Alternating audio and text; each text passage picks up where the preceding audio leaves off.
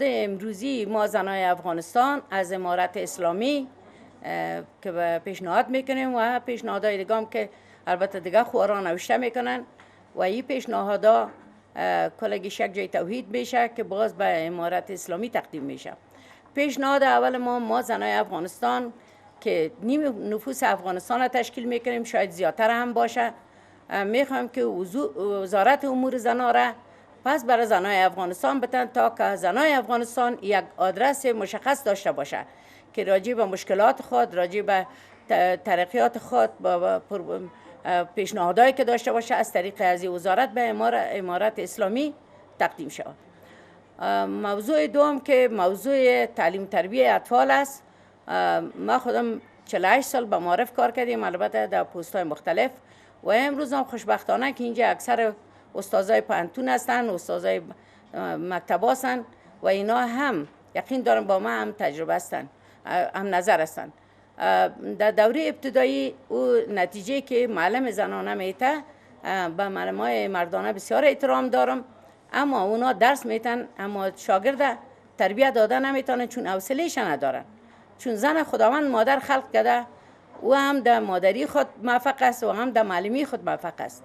تا صنف 6 دوره ابتدایی را برای کلگی معلمین زنانه پیشنهاد میکنم که برای زنا داده شود تا که طفلات تا صنف 6 بچه و دختر خوب تربیت شوند و تربیت سالم بگیرن و درس سالم یاد بگیرن، چون تعداد اول زندگی اطفال است که هم باید معلم درس اجتماعی برشان بده و هم درس که در مکتب داده میشه. در پالوی ازی که خوش هستم که از صنف 7 ما این تجربه نشان داده بچه و دختره که در یک صنف میشینه درسشان نتیجه نمیتن. و این ما خوش هستیم ما معلمین که بچه و دخترها جدا درس بخوانه، محصلین هم تا درس تاثیر زیاد داره. باز موضوعات است که آدم برای بچه ها گفته میتونه بگویه، پیشروی دخترها گفته نمیتونه، و پیشروی دخترها اگر مشکل داره پیشروی بچه ها گفته نمیتونه، چون معلم و دکتر اردو محرم هستن.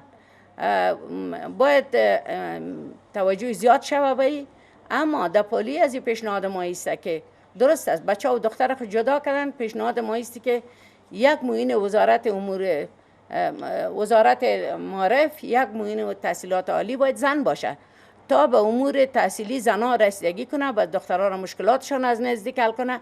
باز تو نمیشه که فرزن صنفای از اینا جدا باشه و باز هم باید مردم اونجا برن، اونا نمیتونن که مشکلی که زنها داشته باشه مردا حل کرده نمیتونه. این پیشنهاد دوم است. پیشنهاد سوم به امروز به این مجمع است که پروژه هایی که برای زنها من بعد ساخته میشه باید زنها در رأس از اونا باشه، نه مردا. باید زنها برای زنها کار کنن. به خاطر ازی که ما از جنگ روسا 1.5 میلیون بیوه داریم، یتیم داریم، و در جنگ امریکا هم شاید 2 میلیون بیوه و یتیم ما داشته باشیم. بهتر است که زنها برای زنها کار کنن. پیشنهاد دیگه میسته که بیوه ها را از بدنه وزارت کار و امور اجتماعی جدا کنن، مربوط به وزارت امور زنها بسازن تا که زنها خوب بفهمن که چقدر زنها هستن احتیاج دارن، چقدر زنها هستن که اینا به کار ضرورت داره، تا که بتونه اینمی وزارت مستقیم با امارت اسلامی در تماس شود. این موضوعات است که ما باید پیشنهاد کنیم و دیگه پیشنهاد که شما دارین خوارای عزیز، دخترای عزیزم نوشته کنین، ما کلگی عزیز یک جا میکنیم.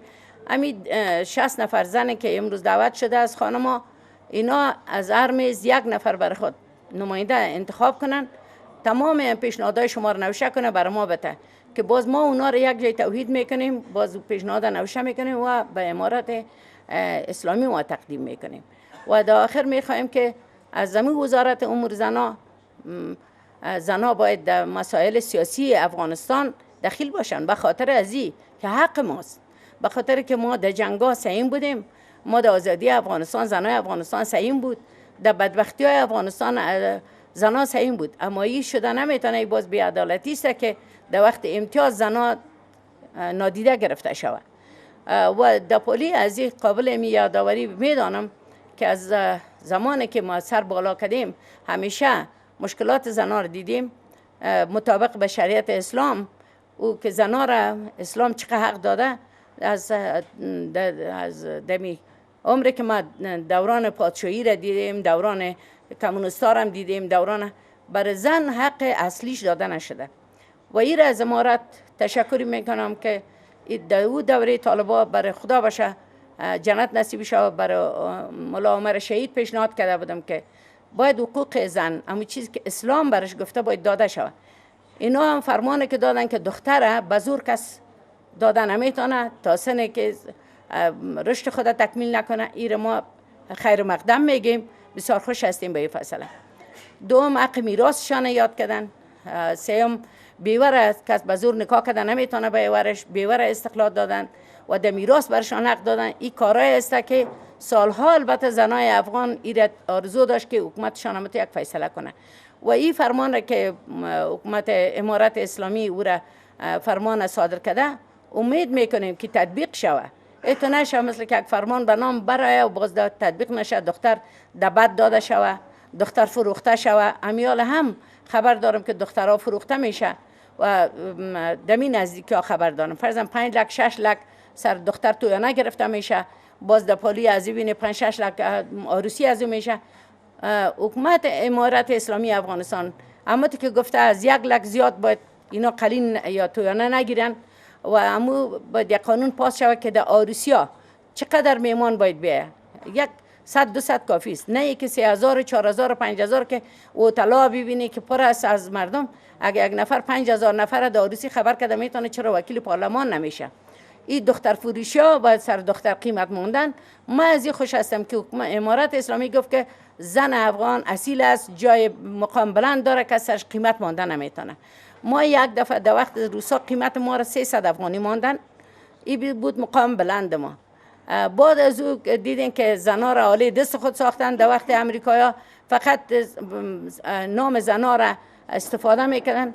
ما مردم هستیم زنای افغانستان، ما نه افراط قبول داریم نه تفریط و این فرمانایی که صادر شده از امارت اسلامی خواهش بکنیم که مثل حکومت‌های سابق نشود که ده نوشه شود، ده هفته مانده شود او شود، باید تطبیق شود که امیالم دختر فروشی ها هست، امیالم دخترها را به زور میدن، دخترها را دبد میتن، در حالی که گفته که القصاص بالقصاص، بچهش میره نفر میکشه باز دختر میته و سر دختر چی جبری نیست که نمیشه، که ما هزارها داستان از رو از نزدیک دیدیم. در آخر از امارت اسلامی خواهش میست یک وقت بعد جنگ جهانی دوم از هتلر پرسان شد کی را ببرین به جای امن؟ گفت پیرا را ببرین، زنای پیر، مردای پیره، طفلا و معلمین. یکی از همکاراش پرسان کرد هتلر که معلمین چرا؟ میفهمین هتلر چی گفت؟ هتلر گفت که اگر ما کامیاب شدم هم به معلمین ضرورت دارم، اگر کس دیگه کامیاب شد هم به معلمین ضرورت داره. اگر معارف خراب شد، جور کردن هر چیز آسان است، از معارف نیست. ما اینو میبینیم که معارف که خراب شد از وقت آمدن روسا تا امروز معارف ما معارف نشد، بنام بود، درست است کمیت داشت اما کیفیت نداشت. از امارت اسلامی خواهش میکنم که معارف که از قلب یک مملکت است، معلم او سگونه خون است که در قلب چرخ میخوره. امیدوارم توجه زیاد به کل مردم افغانستان بکنن، خاصتا برای معلم بیچاره با اون معاش کمی که داره او را بخوره، او را بپوشه، او را کرابته چی کنه. امیدوار هستم که از پولایی که او ظالما گرفته بودن در بکسا و در چوکی ها پرت کرده بودن، پیسا را کشن، اونا دوز ملت هستن فراریا، از اما پیسا زمین بگیرن برای معلمین خانه بسازن که معلمین صاحب خانه شود. تشکر.